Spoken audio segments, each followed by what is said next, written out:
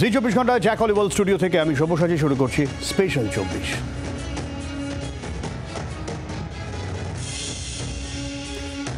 একবার ভাবুন দেখি, বিশ্বের সবথেকে শক্তিশালী দেশের হ্যাংলামিটা কোন পর্যায়ে নেমেছে। ভারতের ওপর বেমক্কা একটা শুল্ক চাপিয়েছেন আমেরিকার প্রেসিডেন্ট।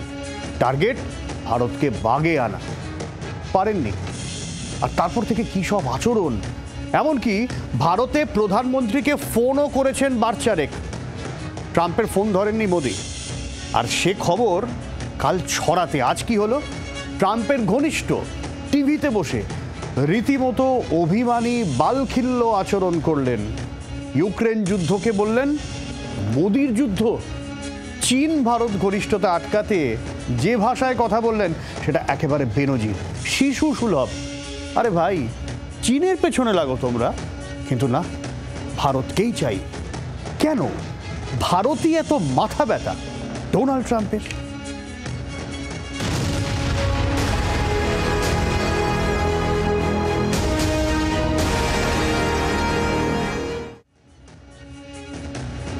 ভারতকে নিয়ে মাথা ব্যথা ক্রমশ বাড়ছে ডোনাল্ড ট্রাম্পের। চমকে ধমকে নরমে গরমে কিছুতেই ভারতকে বাগে আনতে পারছেন না আমেরিকার প্রেসিডেন্ট। বন্ধু মোদিকে আগে একাধিকবার পাশে পেয়েছেন, কিন্তু এবার নাকি ফোনও ধরেননি। আর এই অবহেলার কথা যখন বিশ্বজুড়ে রটে গেল, তারপর দিন ফের মরিয়া চেষ্টা। এবার ট্রাম্পের উপদেষ্টা পিটার নাভারো এভাবে আন্তর্জাতিক টিভি চ্যানেলে বসে কোনো দেশকে নিয়ে আমেরিকা এতটা মরিয়া হ্যাংলামি করেছে বলে তো জানা নেই। मेरी रिस्क टेकिंग कैपेसिटी बहुत है। मैं ये नहीं सोचता हूँ मेरा क्या नुकसान होगा। अगर मेरे देश के लिए सही है, मेरे देश के लोगों के लिए सही है, तो मैं रिस्क लेने के लिए तैयार रहता हूँ। और दूसरा, मैं ओनरशिप लेता हूँ। मानो कभी कुछ ऐसा भी हो जाए गलत, तो किसी के सर पे डाल नहीं देता। এই জায়গা থেকেই ট্রাম্পও গত ফেব্রুয়ারিতে মেনেছিলেন দর কষাকষিতে মোদি তার থেকে অনেক কদমে গিয়ে। He's a much tougher negotiator than me, and he's a much better negotiator than me. There's not even a contest.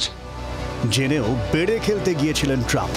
50% শুল্ক ঘাড়ে চাপিয়েছেন, ইউক্রেন যুদ্ধের দায় ঠেলেছেন, অপারেশন সিন্দুর নিয়ে অবাঞ্ছিত মন্তব্য রেখেছেন, মন গড়া কথা বলে অস্বস্তিতে ফেলতে চেয়েছেন বন্ধু মোদিকে। কিন্তু তাতেও ভারত তার অবস্থান থেকে টলেনি।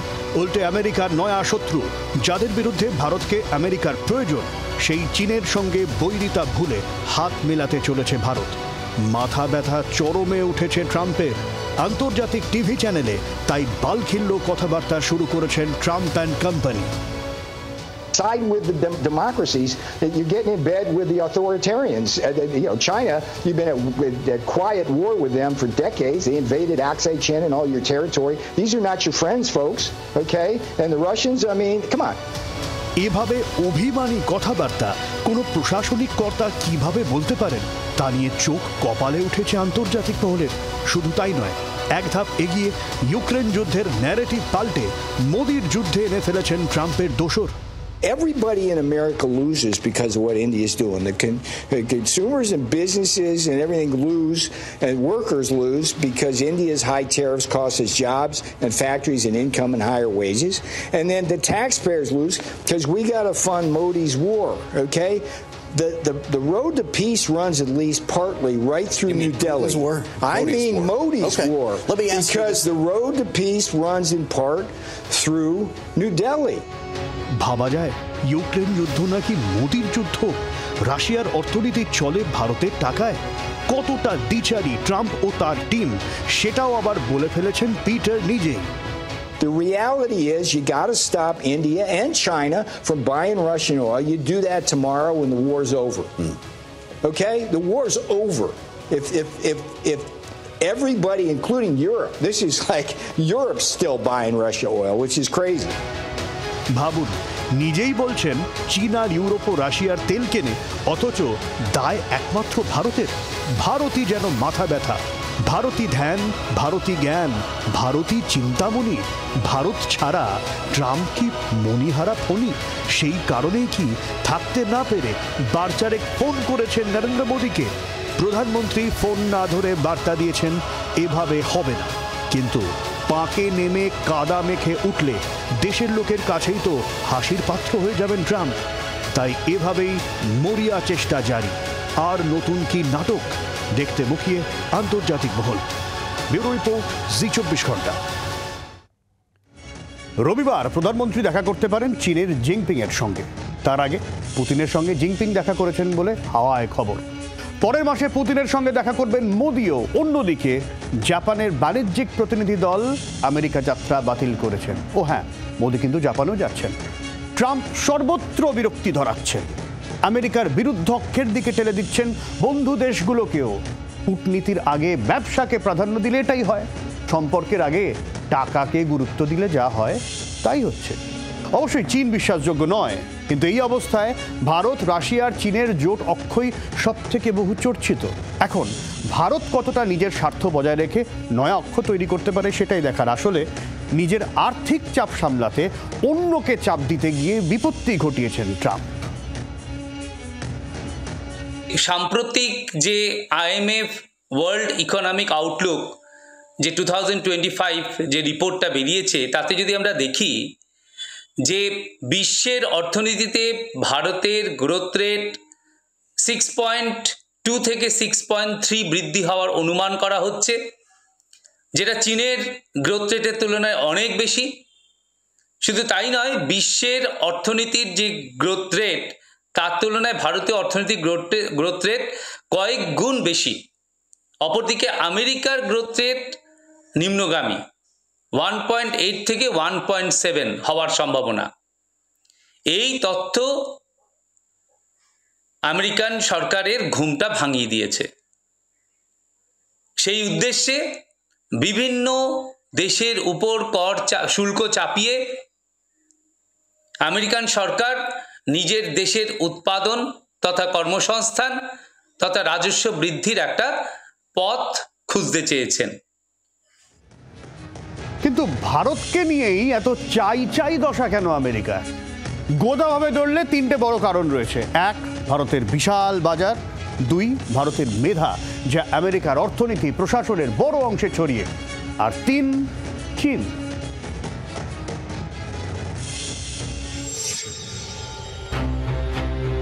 প্রশান্ত মহাসাগরীয় অঞ্চলে প্রভাব বাড়াচ্ছে চীন। অর্থনৈতিক ও সামরিকভাবেও গোটা বিশ্বে ড্রাগনের নিঃশ্বাস টের পাচ্ছে আমেরিকা। চীনকে টক্কর দিতে ভারতই একমাত্র প্রায় সমকক্ষ। সে কারণেই আমেরিকার বড় ভরসার জায়গা। ভারতের অবস্থান আমেরিকার কাছে সামরিক কৌশলগতভাবেও গুরুত্বপূর্ণ। চীনের শক্তির পাল্টা কোয়াডে, সে কারণে ভারতকেও রেখেছে আমেরিকা। আমেরিকার উদ্দেশ্য ছিল ভারত পরিষেবাগত জায়গাতেই থাক, শিল্প থাক আমেরিকায়। মেক ইন ইন্ডিয়া চাপ বাড়িয়েছে আমেরিকা। তার গুতোয় অ্যাপেল চলে এসেছে ভারতে। চীনকে সামলাতে ভারতের হাতির হুঙ্কারে সিঁদুরে মেঘ দেখছে আমেরিকা। বিপুল তরুণ কর্মদক্ষতা ভারতে, জিডিপির ক্রমাগত উত্থান, ভারতের বিশাল বাজার, মার্কিন পণ্যের চাওয়া তো এটাই। চীন নির্ভরশীলতা কমিয়ে মন্দের ভালো তাই ভারত। ট্রাম্প এই বাস্তব অস্বীকার করতে চেয়েছিলেন। দেশকে প্রাধান্য দেওয়ার দেখনদারিতে বন্ধু দেশের ক্ষতি করার চেষ্টা করছিলেন। বুমেরাং হচ্ছে এখন ট্রাম্পের শুল্ক নীতি। অস্ত্র বিক্রি আমেরিকার বড় অর্থনীতি। ভারতের সামরিক ক্ষেত্র আমেরিকার ক্ষেত্রে একটা বড়সড় ব্যবসার জায়গা। ট্রাম্প মনে করেছিলেন ভারত সামরিক ক্ষেত্রে আমেরিকার ওপরেই নির্ভরশীল, কিন্তু তলে তলে আত্মনির্ভর ভারত ও অপারেশন সিঁদুরে রাশিয়ার অস্ত্রে মার্কিন বিমান ধ্বংসের খবরে মার্কিন যুদ্ধ ব্যবসার মুখ পড়ে মাথা ব্যথার এও এক কারণ। যেন তেন প্রকারেরও তাই ভারতকে বাগিয়ে আনার মরিয়া চেষ্টা জারি। সে কারণেই শুল্ক চাপ দেওয়ার মতো ভুল চাল চেলে ফেলেছেন ট্রাম্প।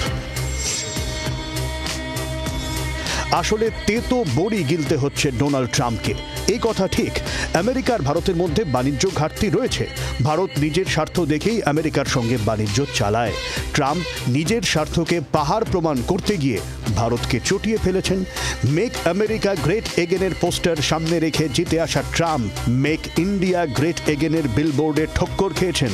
তাই শুল্ক চাপিয়ে ভারতকে নিজের স্বার্থে বাণিজ্যের মরিয়া চেষ্টা চালাচ্ছেন ট্রাম্প। রাশিয়ার তেল অজুহাত মাত্র, আসল কারণ নিজের ইগো। রাশিয়ার তেলে ভারতের আপত্তি আমেরিকার। এক্ষেত্রে এক ঢিলে দুই পাখি মারার চেষ্টা করেছিলেন ট্রাম্প। এক, ভারতকে চাপ; দুই, বন্ধু ভারতকে চাপে রেখে যদি রাশিয়াকে বাগে আনা যায়, ইউক্রেন যুদ্ধও থামানো যায়, তাহলে নোবেল শান্তির পথে আরও এক ধাপ। কিন্তু তা তো হয়নি, উল্টে অপারেশন সিঁদুর নিয়ে ভুয়ো দাবি মাত্রা ছাড়াচ্ছে। অবিশ্বাস্য সব বক্তব্য বকে ফেলছেন Trump. I said, what's going on? I said, I don't want to make a trade deal. No, we want to make a trade deal. I said, no, I don't want to make a trade deal with you. You're going to have a nuclear war. You guys are going to end up in a nuclear war. And that was very important to them. I said, call me back tomorrow, but we're not going to do any deals with you, or we're going to put tariffs on you that are so high. You were there, Howard, right? এমন শুল্ক চাপাবেন যে নাকি মাথা ঘুরে যাবে। বাস্তবে মাথা ঘুরছে ট্রাম্পেরই। ভারতে এখন মাথা ব্যথা ডোনাল্ড ট্রাম্পের। ব্যুরো রিপোর্ট, জি24 ঘন্টা। কেন ভারতের ওপর ট্রাম্পের এত গোসা, ব্যাখ্যা দিচ্ছেন আন্তর্জাতিক সম্পর্ক বিশেষজ্ঞ অনিক চট্টোপাধ্যায়। উনি ভেবেছিলেন যে বন্ধুত্বের দোহাই দিয়ে ওর পছন্দ মতো বাণিজ্য চুক্তি ভারতকে দিয়ে সই করিয়ে নেবেন, সেটা হয়নি। তাছাড়াও দেশে বিদেশে ওর বিদেশ নীতি সহ অন্যান্য নীতি, শুল্ক নীতি, সেগুলো সমালোচিত হচ্ছে। যেমন উনি ইউক্রেনের যুদ্ধ থামাতে পারেননি, উনি দাবি করেছিলেন থামিয়ে দেবেন, থামাতে পারেননি। যে উনি আমেরিকার মতো গণতান্ত্রিক দেশে উনি পার্লামেন্টকে বাইপাস করে অনেক কিছু করছেন, যেটা ভবিষ্যতে বুমেরাং হতে পারে। ফলে দেশ বিদেশে উনি সমালোচিত হচ্ছেন, সেটা ওর রাগের আরেকটা কারণ। এবং ভারতের সঙ্গে মনোমত বাণিজ্য চুক্তি হয়নি, সেটায় উনি যথেষ্ট ক্ষিপ্ত হয়ে আছেন এবং উনি চাইছেন ভারতের ওপরে এক ধরনের প্রতিশোধ স্পৃহা ওর মধ্যে কাজ করছে বলেই মনে হয়। দেখুন, ভারত বিকল্প ভাবছে। চামড়ার জিনিস, রত্ন, জামা কাপড়, যে ইন্ডাস্ট্রি আমেরিকার শুল্ক যুদ্ধে ক্ষতিগ্রস্ত হচ্ছে, তার বিকল্প বাজার ধরার জন্য মরিয়া চেষ্টা চালাচ্ছেন মোদী সরকার। চলছে বিকল্প অক্ষের, বিকল্প বাজারের খোঁজ। সেই কারণে নরেন্দ্র মোদীর চীন সফর অনেকটাই গুরুত্বপূর্ণ। স্পেশাল 24 একটা কথা বারবার আপনাদের বলেছি, দ্রুত পাল্টাচ্ছে বিশ্বের সব সমীকরণ। ডোনাল্ড ট্রাম্প বড়সড় অনুঘটক। এ অবস্থায় রবিবার চীনের তিয়ানজিনে মোদি জিনপিং বৈঠকে নয়া রসায়নের সম্ভাবনা মাপছে বিশ্ব।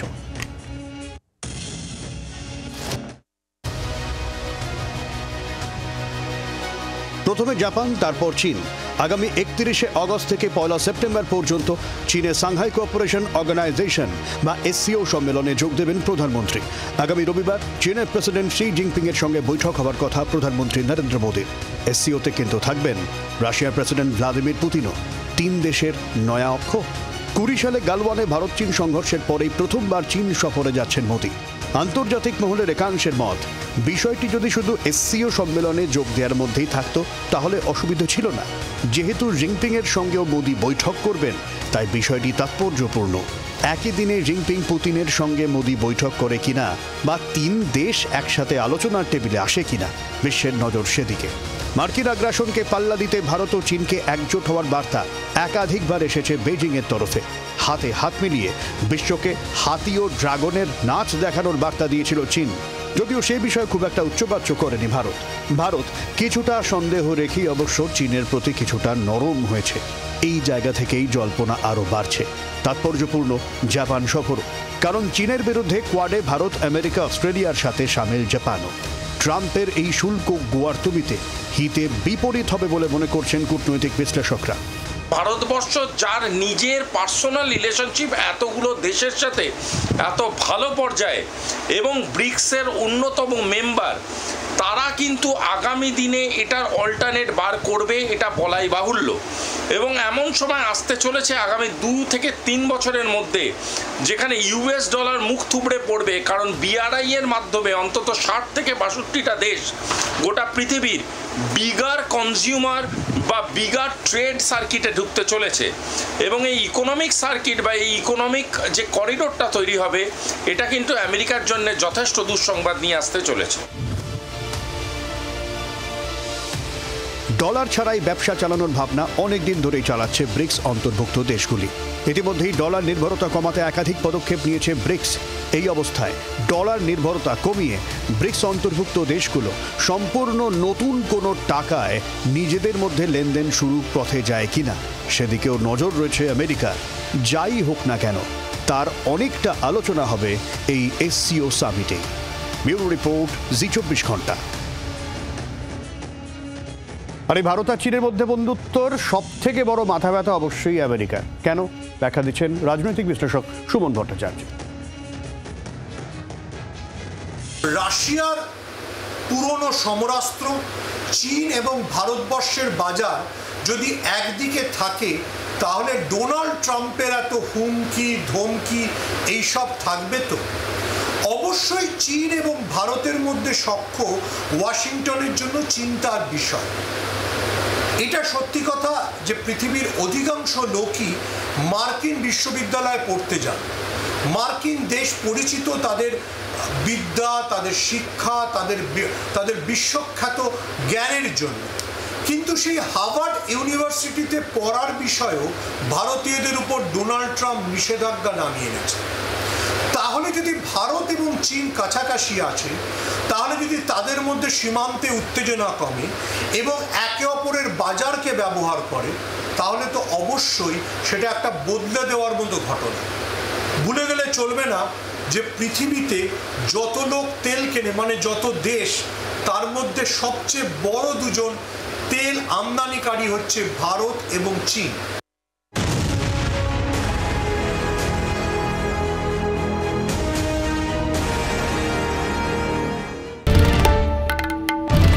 বাংলার আওয়াজ, বাঙালির আবেগ, জি24 ঘন্টা।